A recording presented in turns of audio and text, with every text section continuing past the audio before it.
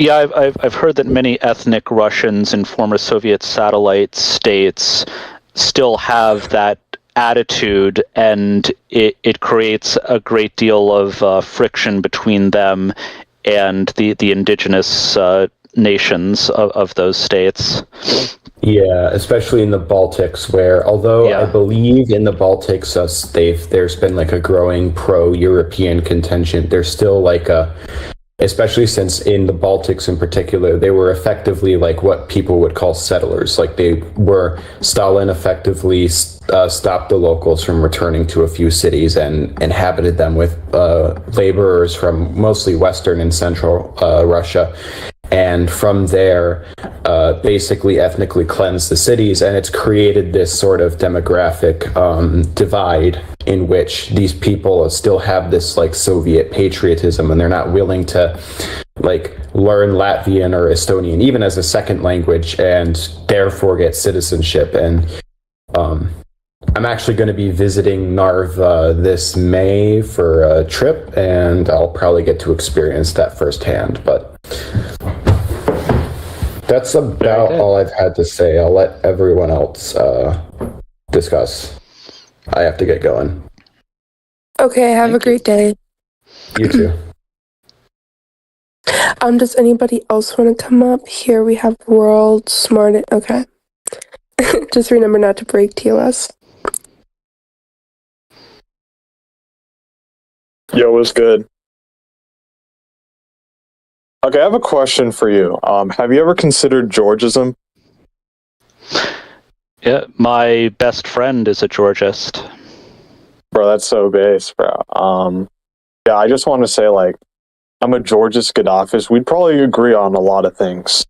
It really depends. But the main distinguishment between I think you and I would have is like I don't believe that anyone is entitled to like exclusivity over land on the basis of they haven't like developed it.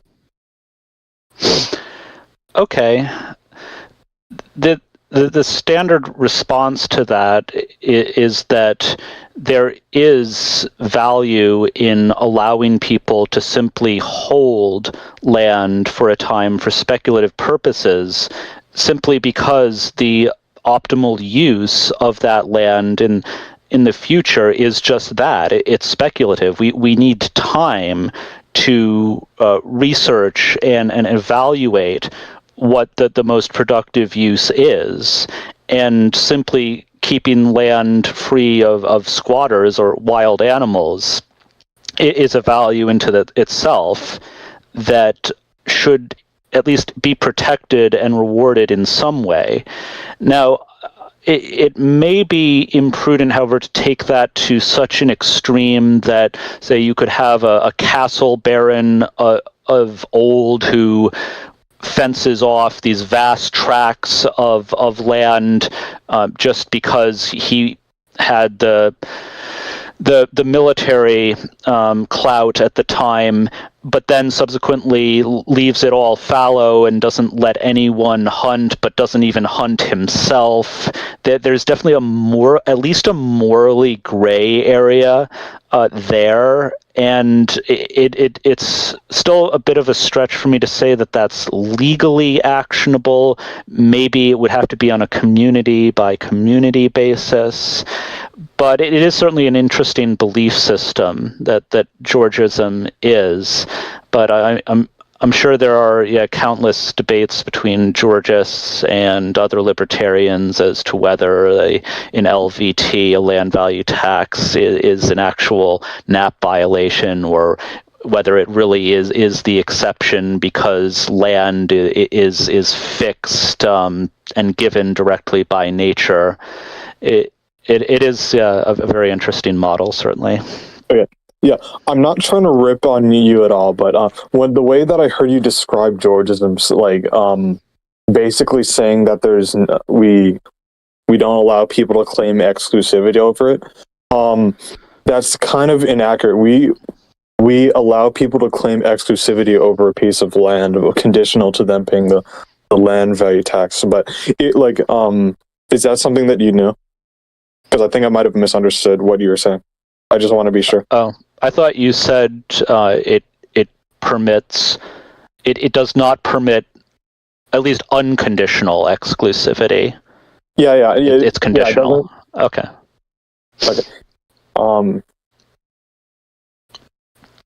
So is that what you're saying? That I'm saying what?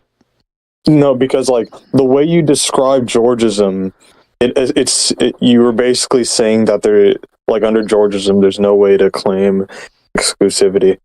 That was kind of your implication. Maybe I spoke imprecisely, but no, I certainly never believed that Georgism categorically excludes land exclusivity. Okay. Would you like me to give you a rundown of Georgism really quick? Just so I can be sure. Okay, so basically, like, we're capitalists, but we don't recognize land as something that land in undeveloped, and other undeveloped natural resources can't really be meaningfully philosophically distinguished as private property on the basis that they're not developed, right? So basically, all land and natural resources, even air, would be considered communally owned by default, but only on the basis that these things are undeveloped, and therefore naturalistically everyone has a right to access them. So if someone wants to claim exclusivity over a piece of land, and they would have to then pay a land tax on that, because that is something that they are taking away from the collective, which they don't like naturalistically have a right to. And like the tax rate is going to be we're going to get rid of all other taxes, by the way. This is what Henry George proposed. We're going to get rid of all other taxes, but people are going to have to pay like 100% of the undeveloped value of their land, basically. Okay. So a way of looking at that is Locke's theory of homesteading, of property taken to a certain logical conclusion. However, I myself am not a subscriber to Lockean homesteading. In general, I actually think the overlap between classical liberalism and hardcore libertarianism is greatly overstated. That's somewhat of another story. But my issue with Lockean homesteading is that it is a labor theory of value, but value is always subjective to the valuer. So circling back to the initial audience discussion topic I had regarding the non-aggression principle, where I do see great value in the NAP as fundamental, is how it allows for completely subjective homesteading of land, meaning that if a homesteader who doesn't necessarily do any labor is still regarded by other prospective homesteaders in the vicinity as such an awesome guy that he is deserving of all the land that he can visually survey and in this virgin territory for that reason alone, and they cede it to him voluntarily, then that is legitimate homesteading. It's not about like the objective value of what you've done getting your hands dirty, perhaps literally. It's in the minds of the beholding fellow homesteaders. And if labor, of course, would result in some way after that, very likely, and as people labor on the land they voluntarily cede to one another for whatever reason, and they bump up against each other. What of course subsequently determines legitimacy is whether they proceed at that point peacefully. And I think the error that Locke made was treating a very strong correlate of subjectively valued homesteading in labor as a determinant of homesteading. Sorry to interject. I just want to say in 2 minutes we're going to go on to the next speaker. Okay. Okay. So, yeah, I agree with you on that front. I also want to talk about, like, my Gaddafism. Like, basically, I want a dictator at the top and a direct democracy at the bottom. It's mostly because, like, I don't think anyone is entitled to political representation either. Like, necessarily. Oh, yeah, also, we're going to take away... Like, we're going to make the selective service voluntary because I don't believe in forcing someone to fight, because I'm still a proponent of the NAP, but only those who sign up for the selective service have the right to vote. Starship Troopers style. Yes. Everyone says that, but I've never seen the movie. Oh, really? It's a great movie, but probably an even better book, though. Heinlein's a great libertarian writer. It's... He's the exception to the problem that libertarians have of telling rather than showing. He shows how, like, libertarianism can actually work in the real world in often very extreme conditions or even edge cases, like what we were discussing earlier, like in the moon is a harsh mistress.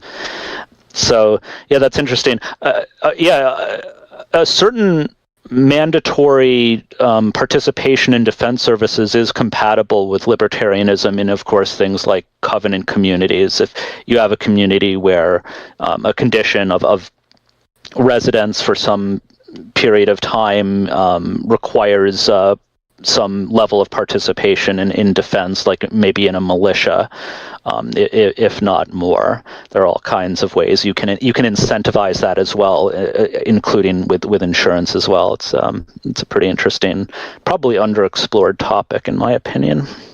Thank you. I'm going to go ahead and move on to the next speaker. Thank you for coming up.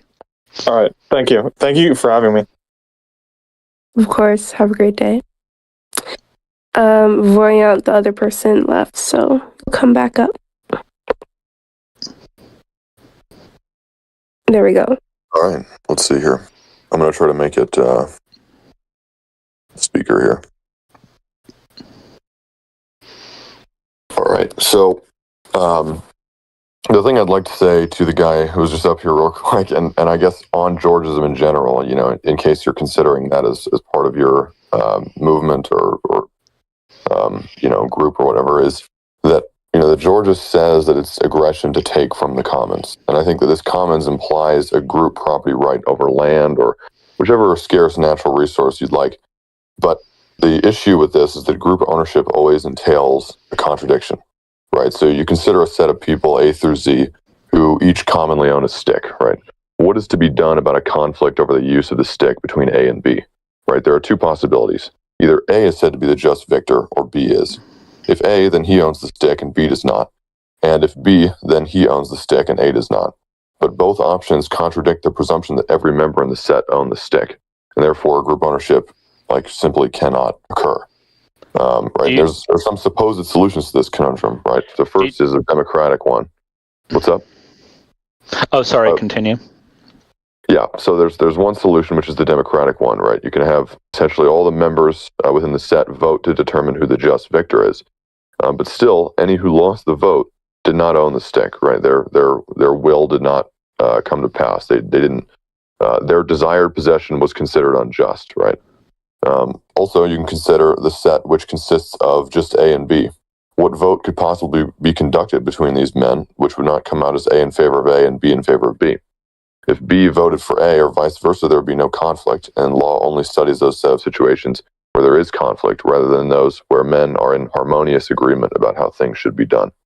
So I think that if you're a proponent of the NAP, I don't think that there's a way that you can, without contradiction, support Georgism without supporting aggression. Do you think that joint stock corporations are a NAP violation?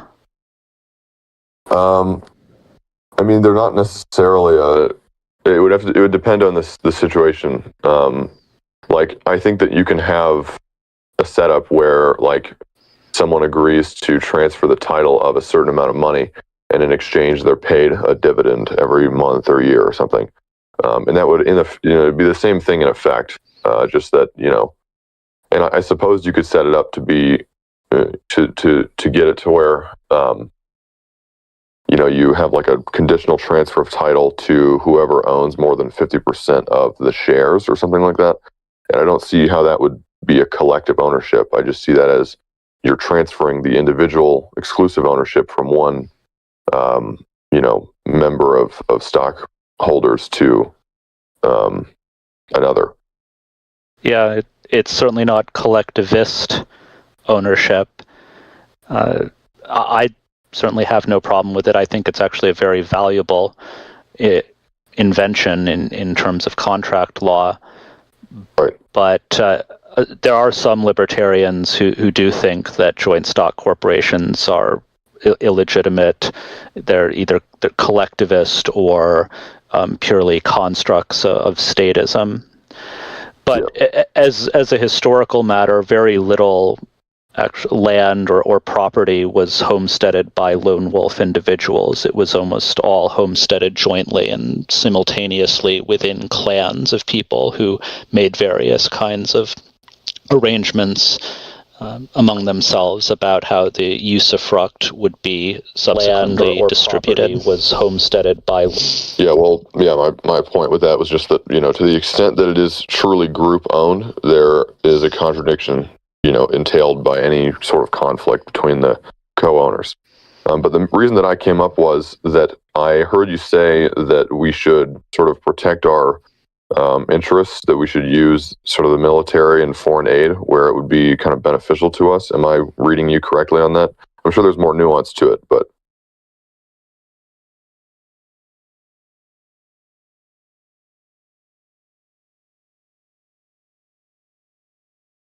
Hello. And if one, did he cut out? He cut out earlier, so just give it a minute.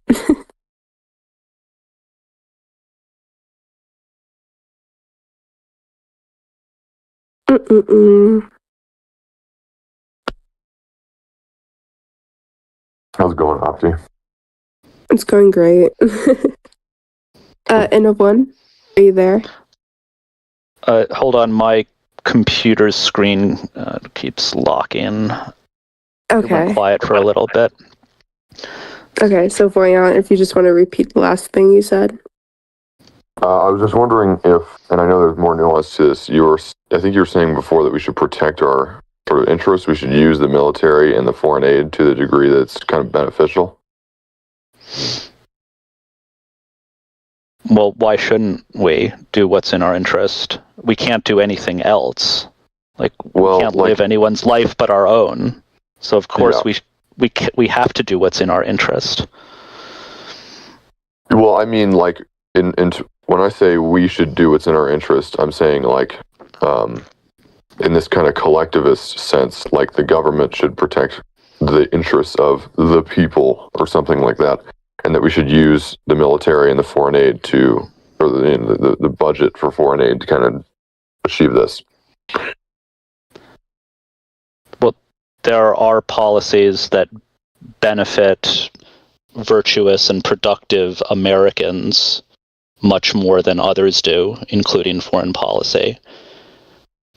You seem to be arguing now against making generalizations as collectivists when thought itself is impossible without generalization or grouping. I don't know what else to say about that. No, I'm not denying the existence of a collective, but I'm just saying that the individual is primary. Would it, in an anarcho-capitalist society or a libertarian society? Primary?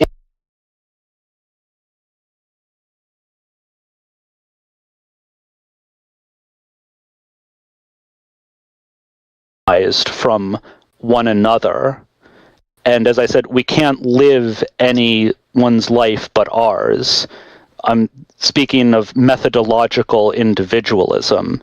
That is valid, but that's a descriptive model of behavior.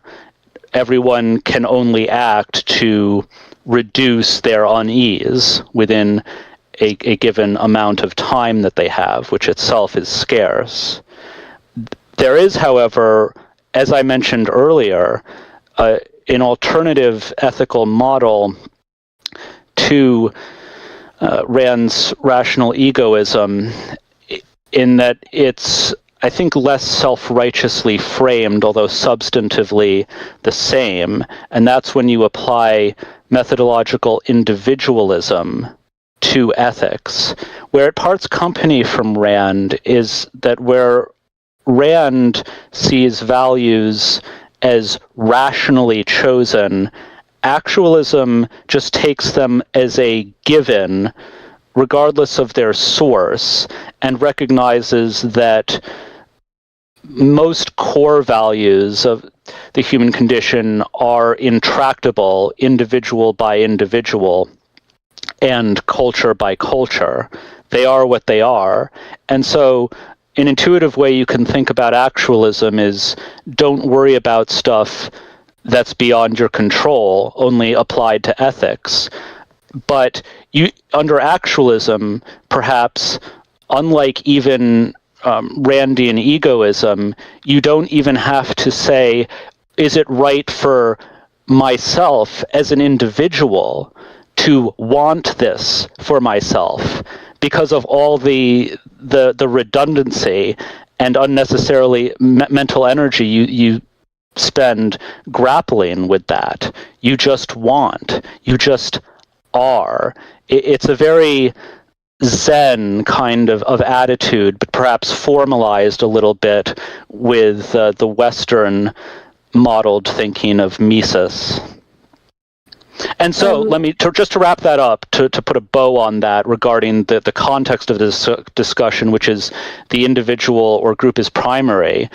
It is a very common individual value, well nigh universal, to have an affinity for your in-group, especially your genetic in-group. And this is not only a human universal, but actually a biological one.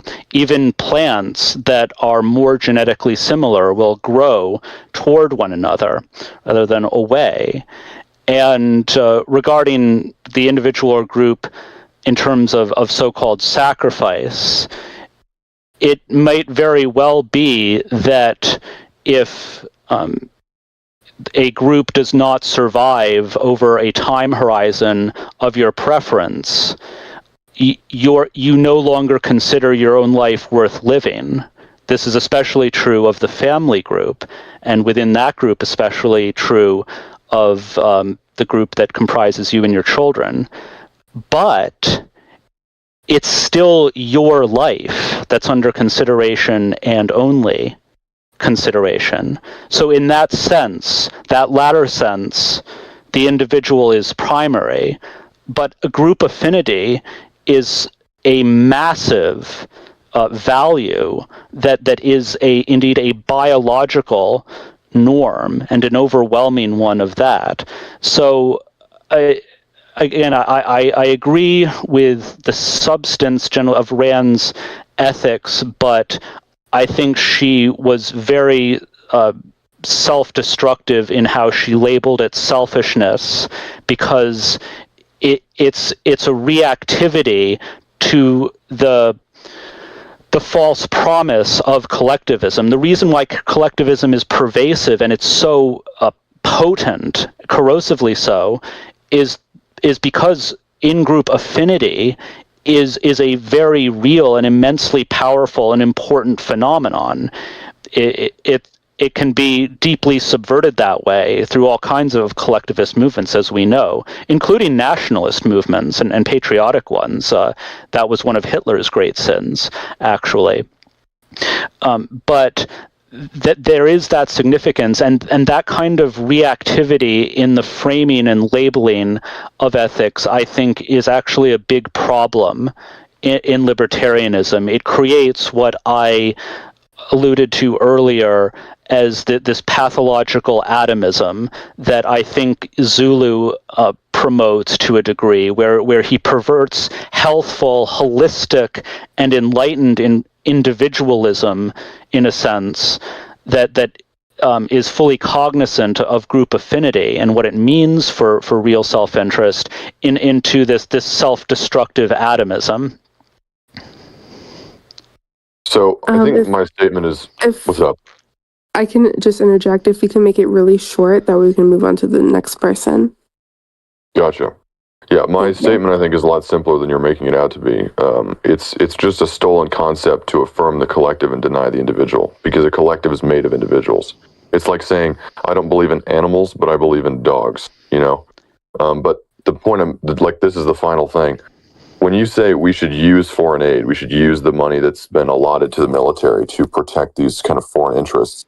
To me, that sounds like you're saying a bank robber should go and use that stolen money to go and like kill some terrorists or something, because it'll lead to this, better collective outcome. And I think that is pragmatism. I think that's. If someone steals your property, you want them to steward it in the most careful and protective manner possible. So rather than trashing it, or if it's your house, letting squatters move into it, so that it's stolen is not relevant. It's the condition of the property that's the primary consideration. I'm going to go ahead and move Vision up, but Voyant afterwards, if you want to come up, you can. Thank you. Okay, Vision, sorry for the long wait. All good, all good. Hello, anyone. Hello, Balder. How you doing, brother? How you doing on this magnificent day? I'm doing good. It's sunny, beautiful, and not overly humid where I am. That's good, that's good. I have a couple questions already lined up. So how do you feel about the overall idea of assimilation?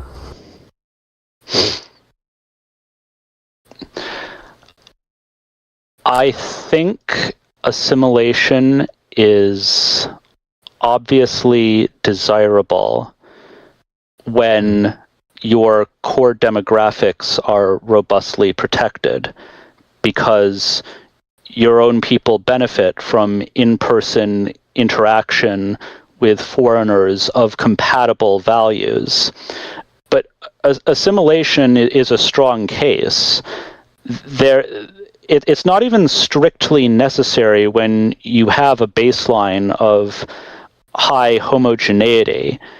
Indeed, you might not actually want them to assimilate. You would want them to take pride in their own people, even as guests. Diversity actually could be a strength in that scenario when properly controlled. It's indiscriminate diversity that's a problem. And unfortunately, the fact that some foreigners can play the part very effectively has become this Trojan horse that's inducing many white people to accept their own replacement, just because some other foreigner can convincingly play the part that well. But of course, he is incapable of wearing the biological national uniform.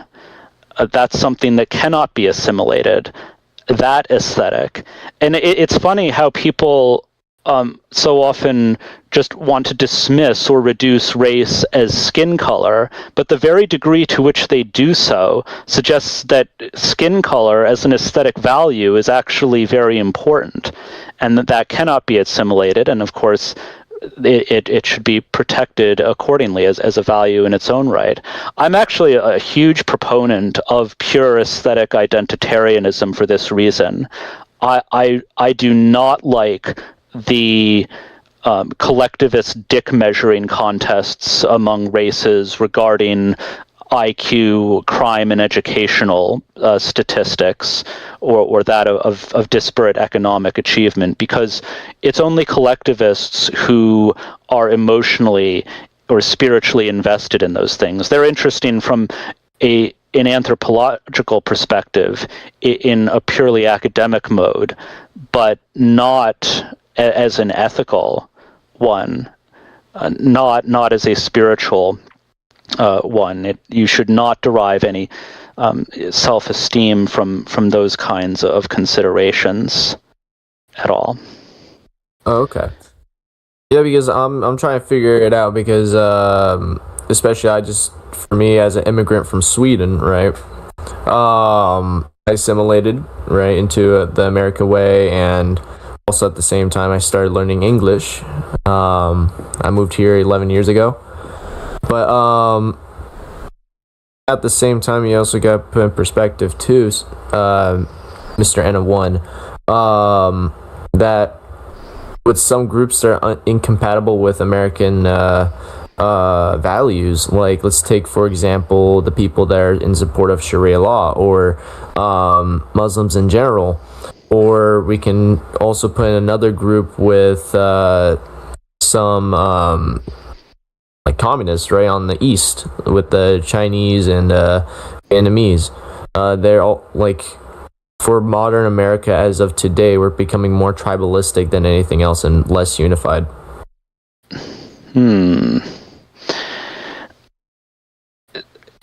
Certainly, there are values that are completely inimical to Western ones that should be minimized in our countries to the greatest extent possible. Obviously, Islam is utterly hostile to our values. And I don't think that Islamic culture or dress or architecture should be tolerated whatsoever in the West. I don't think Islam should be legal in the West. It should stay where it belongs, in the Middle East.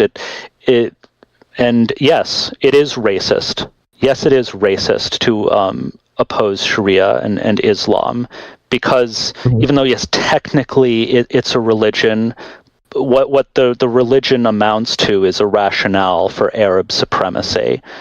That's why even prayer in non-Arabic countries is conducted in Arabic, and they read the Quran in Arabic. In Saudi Arabia, even devout non-Arab pilgrims or residents there are treated as second-class citizens.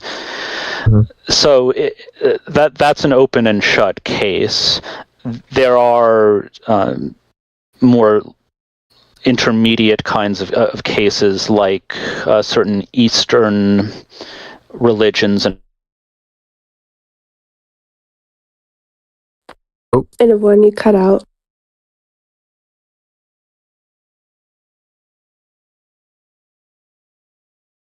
Just give him a moment. Yeah, he's having issues with his computer shutting off. And if one you cut out for like the past half minute. Sorry, I should have actually turned off my screen lock for this. I didn't realize it would affect this AMA in this way. I've never done one of these before, so I do apologize for these disruptions. But yeah, immigration is like the seasoning of a dish. A little bit can enhance the character of the dish itself, but too much drowns out the core taste. So it's always a balancing act. Ultimately, I actually think that civic nationalism and so-called ethno-nationalism, each properly understood, are complementary rather than antagonistic. Because, heck, even Nazis don't want even nationalist libertarians like me in their ethno-state. So they, too, have an ideological test. They, too, are civic nationalists. So I think you have to, of course, preserve, for aesthetic reasons alone, your indigenous demographic supermajority, but I think in-person interaction with foreigners is also something that is valuable, and in moderation is beneficial to the nation. And that's regardless of the degree to which that very small foreign minority actually does assimilate. That's really up to them. I think when you have the national question solved, your nation's race and culture firmly protected by your immigration policy, you have less to fear from lack of assimilation with foreigners. All citizens, even if they're strangers to a foreign visitor in public, can rest assured that they've been properly vetted, that they've been screened for at least a basic level of compatibility and civility, if not aesthetic cultural assimilation, whether that's desirable. So that actually improves the relations between natives and foreigners much better when natives are secure, knowing that their national identity is in good hands and secure. In 1 minute, I'm going to bring on another speaker, so if you can just make it short. Yeah, I was going to ask you a quick question about, so I'm going to make a statement, but it's going to lead up to the question.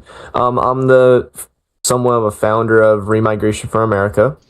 And I was going to ask you, do you think that we should, let's say, deport all the people that are against America's interests, like the Jews that are supporting Israel, or the Muslims that are coming over trying to destroy our country, like what's happening in Dearborn, Michigan right now?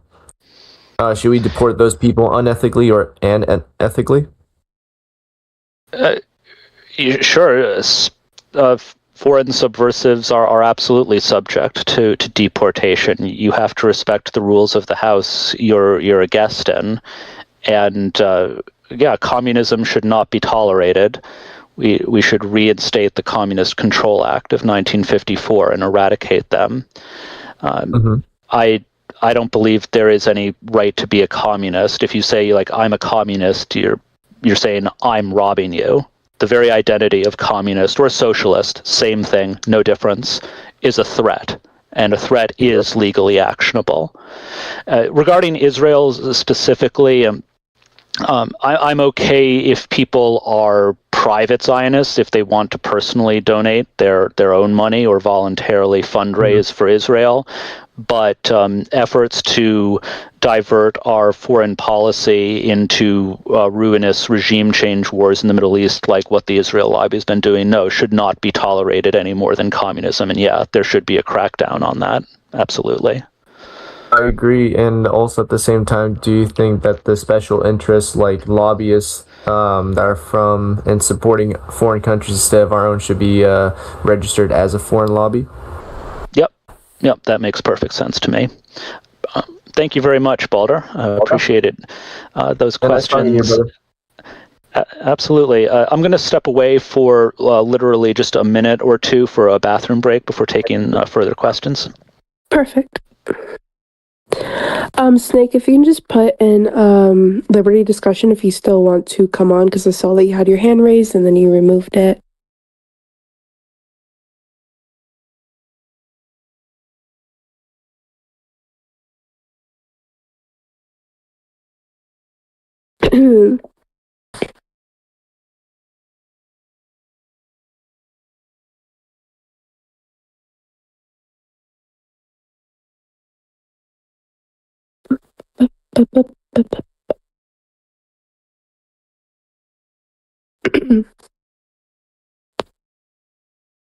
Okay. Hi, Yoey. How you doing? Okay, perfect. Okay.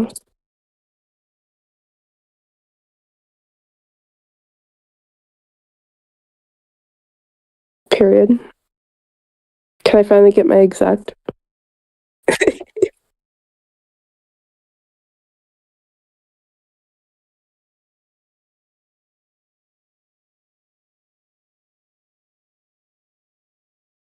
Mm-hmm.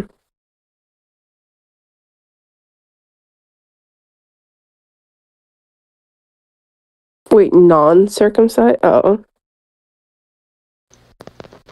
Yes, circumcision needs to be banned. Whoa! Whoa. So yes, I'm back. Let me. To follow up on the last speaker, I wanted to give you my views specifically on white European immigration. That is to say, European immigration between America and our ancestral homeland. And I am actually more of a nativist than a nationalist on this, in the tradition of good old Bill the Butcher and the American Party, nicknamed the Know Nothings, in that I think European immigration should be quite restricted as well. Now, much as I appreciate our Swedish friend's presence here and his political efforts, because there certainly should be collaboration between white countries in building a mass remigration movement, I also am generally of the opinion that it's better to stand and fight for your country in your country.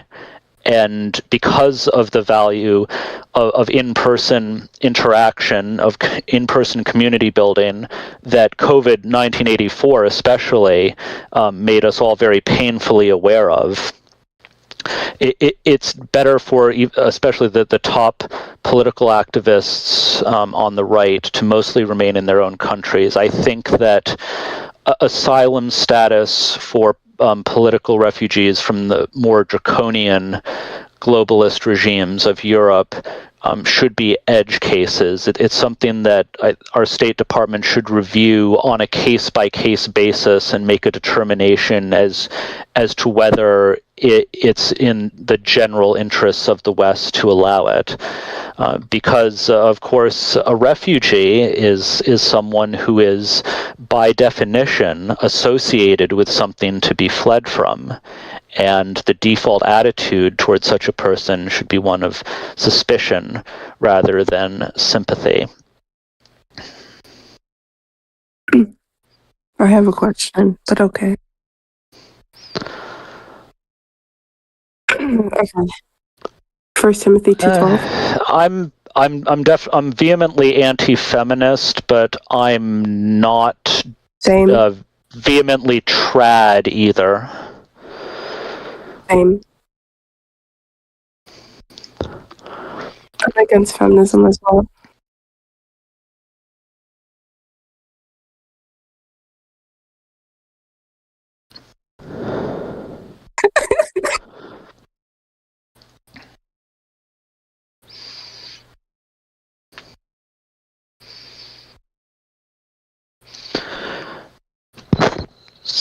So circumcision is genital mutilation, and it's botched cases are absolutely horrific. There is no objective justification for it. There is no health justification for it. And regardless of its objective risks or any very marginal benefits, it is not the parent's decision by any reasonable ethical standard to circumcise a child. That's something that people need to be allowed to mature into, to decide on their own whether to do so for whatever reason, including religious ones. I am half Jewish myself. Oh.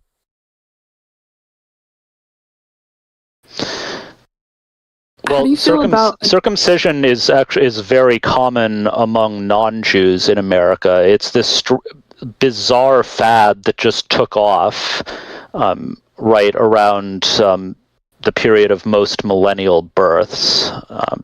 It's starting to recede now. It was never especially popular in Europe.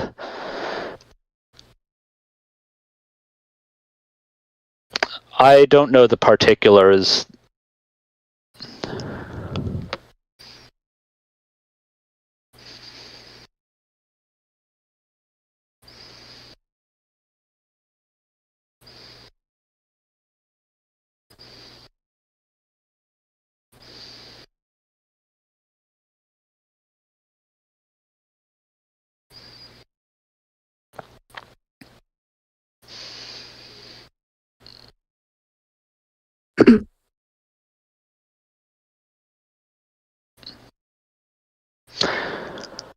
Not at all surprised. But Yahweh, if I can just say, like, circumcision has been popular for a long time before that, was even super popular.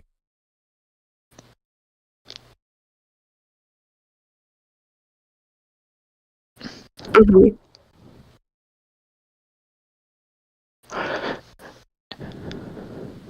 That's a great segue, by the way, from the assimilation discussion from previous.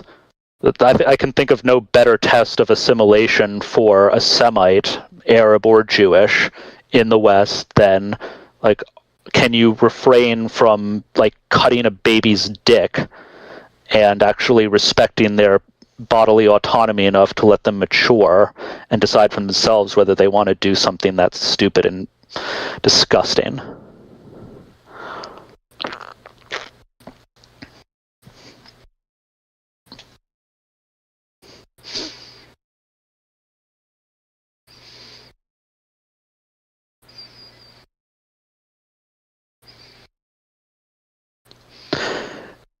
Yeah, just for information in case anyone's interested, my views on abortion tend definitely pro-life.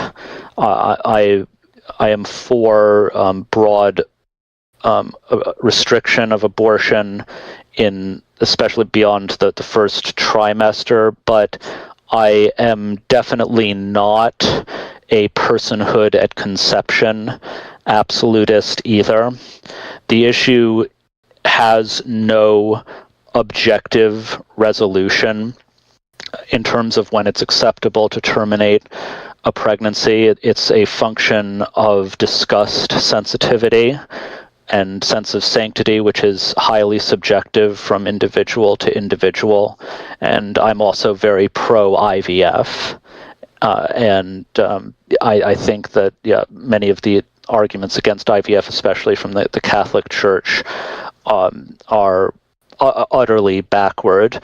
You spoke about holding pro-abortion leftists to the same standard of bodily autonomy regarding circumcision that they overlook. I can apply a similar challenge to Catholic IVF opponents, in that just as we recognize that a baby being inside a woman's body does not make the termination of that baby's life not murder, just because an embryo is rejected outside of a woman's body does not make that rejection murder, whereas a natural rejection is not. Alphabet discussion.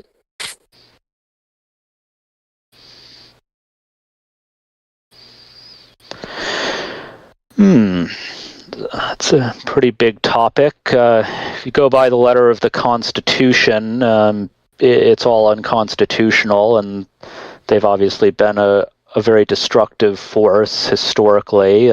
They've grossly intruded on our civil liberties and continue to mass surveil and harass upstanding Americans to this day. On the other hand, you could argue that there is a certain economy of scale to policing service or espionage services, similar to how there is for the military. So I regard, for that reason, political decentralization that I mentioned earlier as a value as more of a heuristic, especially one that's valuable under conditions of statism, because all else equal, you want more tax competition between polities than you want consolidation. But it is just a heuristic, and you can make a very strong economic case that in a fully marketized system of defense provision, of military service, it might actually be even more centralized across the West than it is now, because the economies of scale are international. There would probably be also great economy of scope with the insurance industry. This is something Hoppe and other libertarian theorists talk about. And insurance is one of the world's very largest and most transnational industries already. So that's another reason why I'm not all that hostile to NATO or international military alliances as many other libertarians are.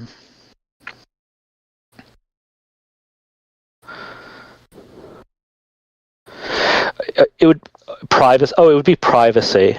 It would definitely be privacy, because people often confuse privacy with secrecy, but privacy is about personal choice. It's about control. It's about you having the control as who you reveal certain information to.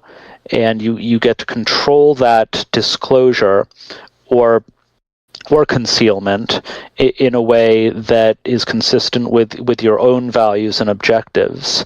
And I'm actually a huge believer, again, more so than most libertarians, I think, in the value of intangibles, like for one thing, like your reputation, which in financial accounting does have objective and material economic value in the form of the goodwill accounting item that large companies calculate, which is primarily the reputation that they've built up and earned, or you could even say homesteaded for themselves.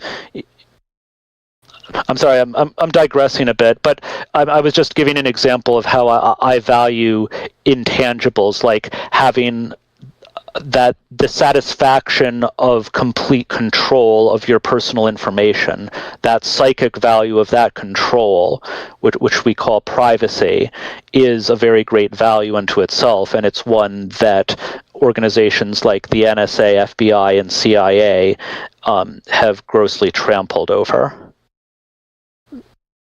So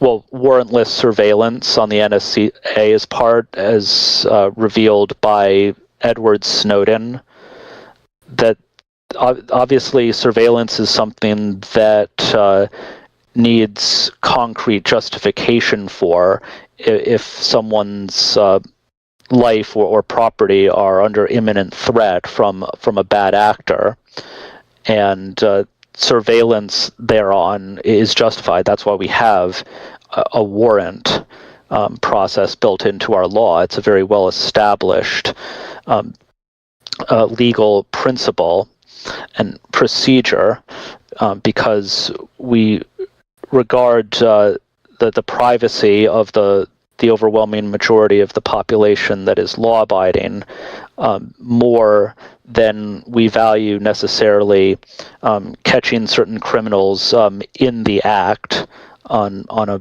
marginally more frequent basis.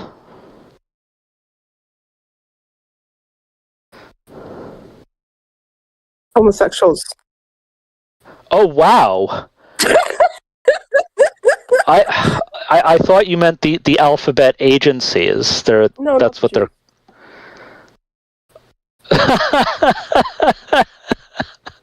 Oh my god! I didn't want to interrupt, but I was like, "Do you know what that means?" Yeah. I've heard that too. Yes, the alphabet mafia. Yeah, the LGBTQ AIIP plus. Yeah, whatever that means.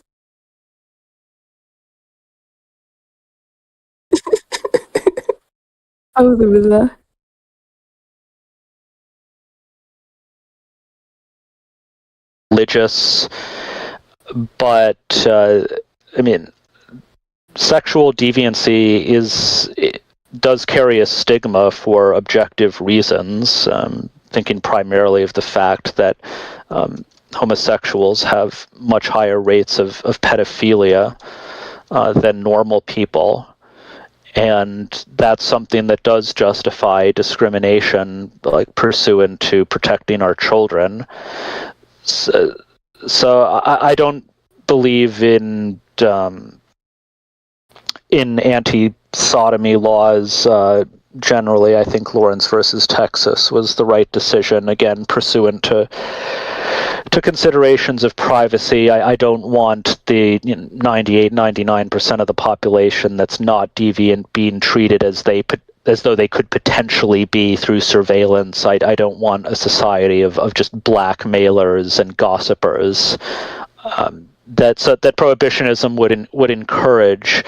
But I think a reasonable treatment is to just get most of them back in the closet, because it is stigmatized for a reason. It's a barren, dangerous, and often very unhappy lifestyle. It just has a number of significant detrimental demerits to it that you just can't get around it. It's not like, oh, they're just like everyone else, they just swing a different way. No, there's a very dark underbelly that's not very far below the surface either, regarding the gay community and adjacent ones. So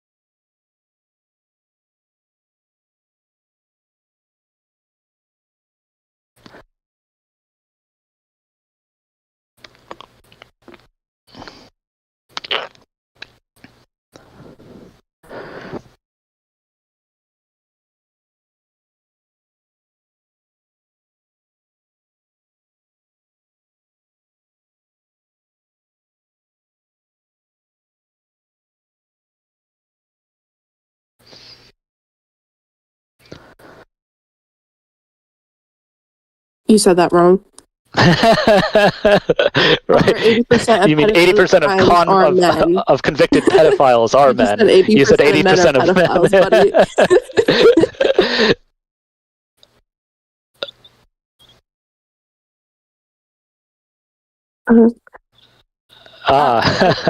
If I can just say one second, I'm sorry. If you guys have any questions, we're not going to bring anybody up, but you can put them in Liberty discussion. I can ask them real quick. But you guys continue your dialogue. I'm pretty sure that when you control for sex, the pedophilia rate among homosexuals is still significantly higher. But remember, we're talking significant in also a statistical sense, not necessarily an absolute sense. And even a very small but statistically significant difference is actionable in discrimination. To give another example, if white people vote at a rate of 66% Republican, and non-white people vote at a rate of 59% Republican, it's still not in the interests of Republicans to have majority non-white immigration. It's a small but difference can still be highly significant if it's statistically robust, and over a long period of time, small differences can accrue to very large ones.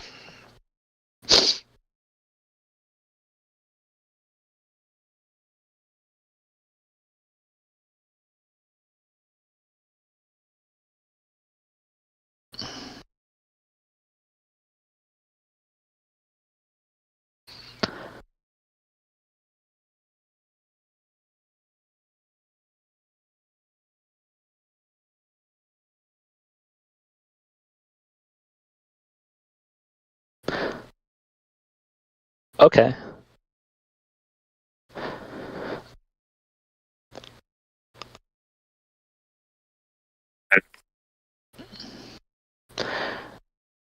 That's a potentially fair criticism if same-sex incidents of pedophilia are automatically classified as homosexual.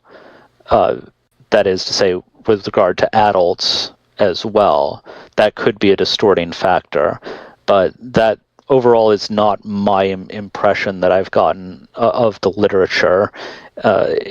It just seems consistent with the behavior of homosexuals overall, especially just open homosexuals who seem to be constantly clamoring for greater access to children because, as far as we can tell, that's the only way they can reproduce is, well, not necessarily with access to the prepubescent, but with access to young, impressionable people whom they can groom.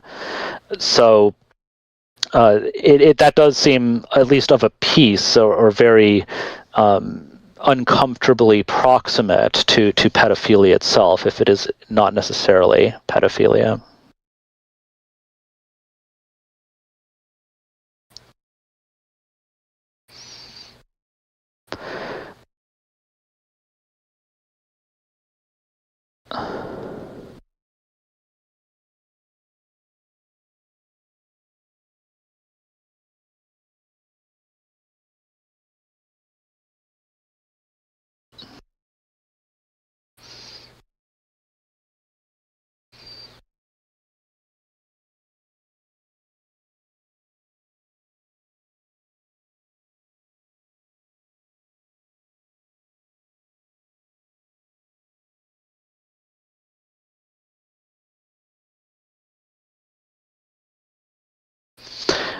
Well, I'll just say to that correlation is quite beneficially actionable in terms of discriminatory behavior by itself.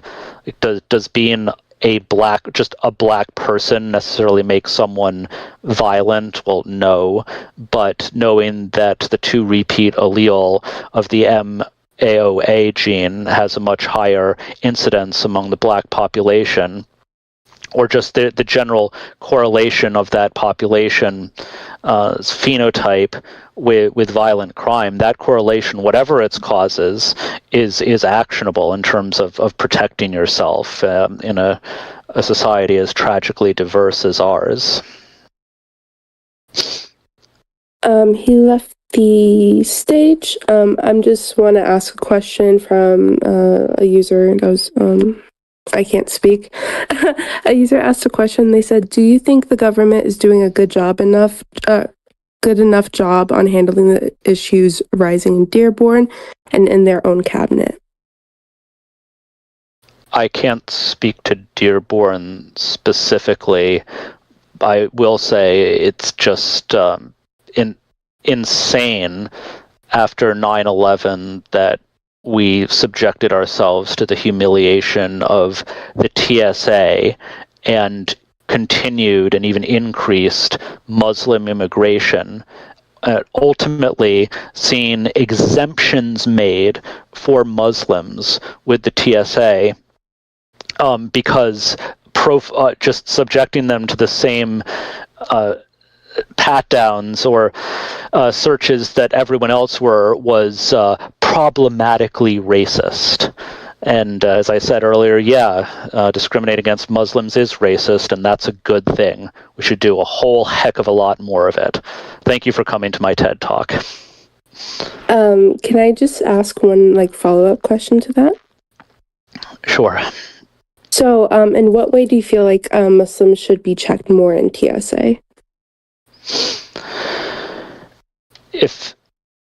I think if they're wearing Muslim garb, like a hijab, niqab, or burqa, that's pretty fair game, especially because of the increased opportunities for concealment that carries, if nothing else. So even setting aside the cultural and ideological baggage, I think that's perfectly fine. I think people should trust their their instincts when it comes to personal safety. They should allow for a lot more discretion if we're going to have the TSA, which parenthetically is mostly security theater anyway, but whatever security measures we do have, it's important to allow the agents to exercise their personal discretion, to trust their instincts. If someone just looks shifty, if there's something off, even if they can't quite articulate what it is, it should be actionable. And obviously that's going to have a massively disparate impact by race and ethnicity and religion, of course, because we're all different. And hopefully the whole disparate impact doctrine will be a thing of the past soon with the right Supreme Court ruling. I think that's very much on the table in the near future. Yeah, I think TSA, does discriminate in that sense, and I don't think it's necessarily wrong because of what has happened in the U.S. But like for hijabis, for an example, I know every single time a hijabi goes through, they'll always do the bomb residue check and that. But I think it's time to wrap up. Thank you so much. Do you have any final things you want to say? Sure. I'll just provide the links to my organization and my media channels. I want to thank everyone for attending and listening to me, and those brave enough to step up to the stage. It certainly wasn't overly contentious. I had a great time. If you want to learn more about my organization, again, my website is libertypl.us. I'm on Twitter at true_N1. I have a Telegram channel, which is at true N of one word, and there's also a group chat associated with that. Feel free also, of course, to connect with me here on Discord. I've gotten more active on this platform recently. For those listening maybe to just a recording of this, perhaps my Discord handle is N of 1 period. That's N of 1 with a period at the end. And I went ahead and put your website in a Liberty discussion, so you guys can click on that and have that bookmarked. If you guys would continue to look